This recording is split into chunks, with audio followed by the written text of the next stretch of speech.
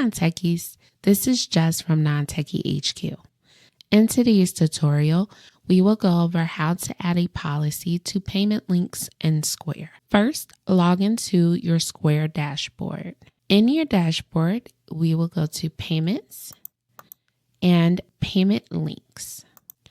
Once in Payment Links, we will go to Settings and General. Next, we'll scroll down to Merchant Policies and click Add.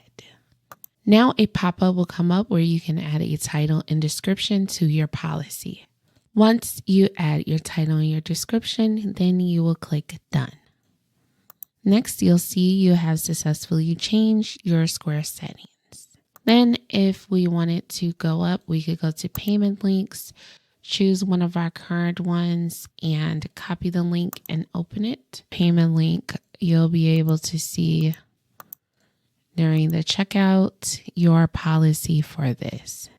Merchant policies and the title and the description that we had.